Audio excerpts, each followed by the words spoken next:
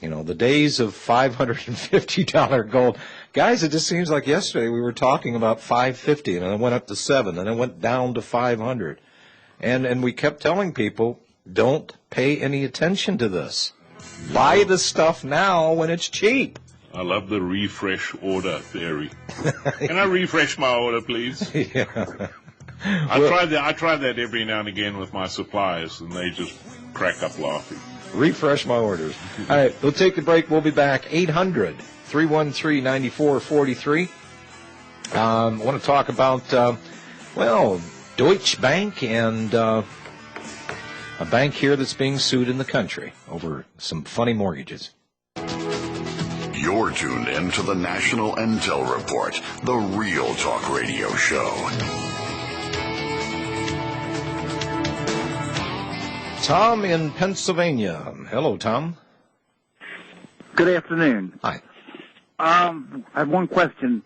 I don't want to put anybody on the spot.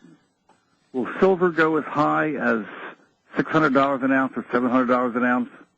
And that's the only question that I have. Thank you very much, gentlemen. Thank you. Appreciate your question. I don't think so. Bob, what do you think? I don't think so either. I think the top one is 1 to 200. Robbie? But I'm only guessing.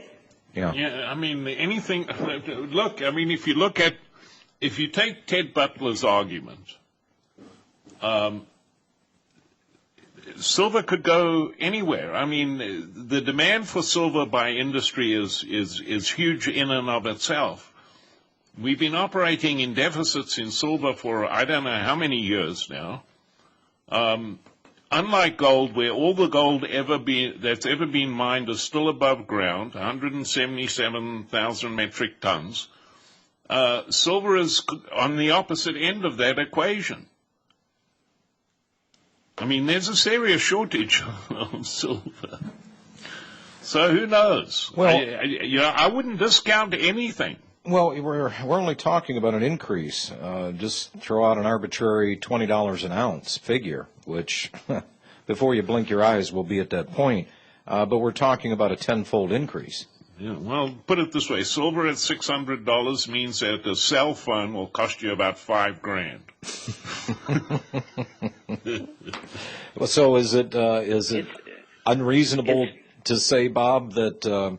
Why do you think they short so many ounces of silver? I mean, there's a reason why the bullion banks are short silver.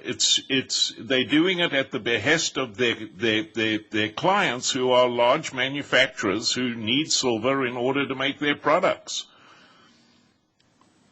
Well, yeah, well, it's also the government in the market too, and obviously the government. Well, you can get a pound. You can get a pound and a quarter. Silver has been in short supply since 1968. You can get a. It's a fact. You can get a pound and a quarter. There's been less produced than used every year. Bob, you can get a pound and a quarter from this stuff right now from me for $492.80 a package.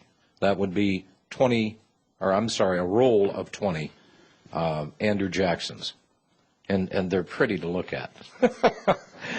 800-313-9443. They are very aesthetically nice coin. Well, we're going to see if Rob Gray comes through, because when I go out to Phoenix out there in Arizona, I'm going to have a few rolls with me, and people are going to get a chance to see this. A lot of people have not seen it, but it's the best damn silver round that's been produced, the prettiest one that I've seen yet done.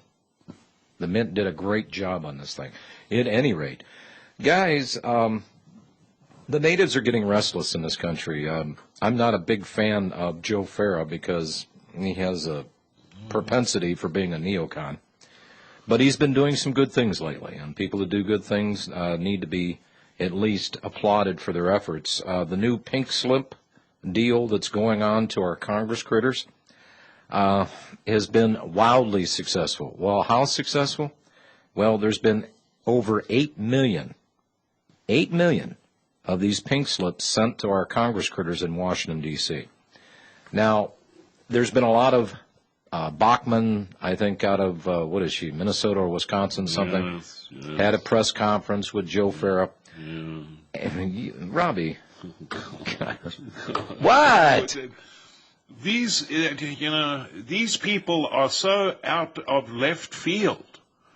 Joseph Farah is a Zionist Arab. Michelle Buckman is the most confused Christian Zionist. She's worse than Sarah Palin. Wait a minute. Did you say Arabic Zionist? Yeah. And that he's absolutely right. I've never heard it put that way. And it's true. Well, at any rate, He does his share of hit jobs on people like you and I and Robbie. well, And I gave him his gig, his first radio gig. I mean, Joseph Farah is, and now he's all bent out of shape because Abe Foxman is coming after him. well, it's the same thing with old AJ. Do me a favor, Robbie. Give me the luxury of pulling up my umbrella before you piddle on my parade. Okay, I'm sorry. But these people, I don't care how much good they do.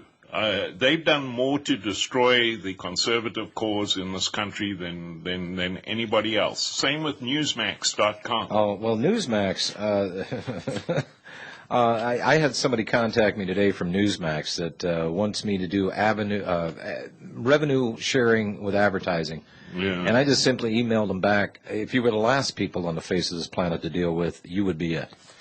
Anyhow. But anyway, I'm sorry. No, that's... it's just a pet peeve I have with these people. Well, let me ferret out the peeve here. You gave Joseph Farah his first exposure on radio? Is that what you're saying? Oh, sure.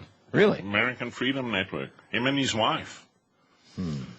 That's where they got their start. When WorldNet Daily was an obscure little web page.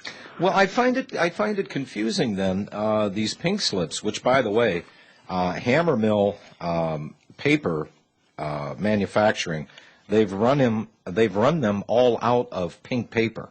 And they're looking to import pink paper because these slips are still going over. And what it simply says on this, it goes to a specific congressman or senator, and it's got on it the checklist: government health care, no on that; cap and trade, no; hate crimes, coming out of an Arabic Zionist, as you say, hate crimes, they're against that one, the hate crimes legislation, and any further spending. Now, I noticed one glaring omission here. Obama, the master here, I guess tonight he's going to be doing his own television spiel, which, geez, I can't wait for that. We're going to send 30,000 troops to Afghanistan. And somebody started doing the math on this. And it says, wait a minute, to send 30,000, you can chalk up $1 million per soldier. So I did some quick math on that. I think that's around what, $3 trillion? Yeah, $3 trillion to deploy 30,000 troops in a country. And forgive me, I lost the paper here, but I had it on my desk for a couple of days, and I wanted to bring it up today, of how many different governments in different periods of history that have gone into Afghanistan and gotten their butts kicked. You know, it hasn't just been us and the Ruskies. Oh, no. This goes back, way back. And I'm telling you, these are a tough and a very hardy people that I guess if you wanted to say that somebody was just damn near bulletproof, it would be these Afghanis. So here we are over there putting Hamid Karzai, or whatever the heck his name is, and his little henchmen, paying people over there to guard the poppy fields. And I mean, the whole damn thing is so corrupt, but yet this idiot is going to go on national television tonight to stump for the reasons why we should put more troops and spend an extra $3 trillion on this insane foray into the Middle East. It is beyond comprehension. What the hell happened, gentlemen, to all these people out there that had D's after their name, that were seated in office, that says, the first thing we're going to do when we get in there is we're going to bring these troops home, all of them. Yeah, well, the anti-war movement died as soon as he became president. But listen, if you're talking about 30,000 troops, you've also got to take in what they're not telling you is obviously the support staff that's got to go with 30,000 troops, and you can triple that figure. That's right, triple it. So we're They talking. got to be fed, they have to be moved, and we have to have intelligence. So we're talking roughly $9 trillion already on the $24 trillion deficit that they've run up here just recently. Hey, there's no stopping. They're trying to bankrupt the country. There's no question.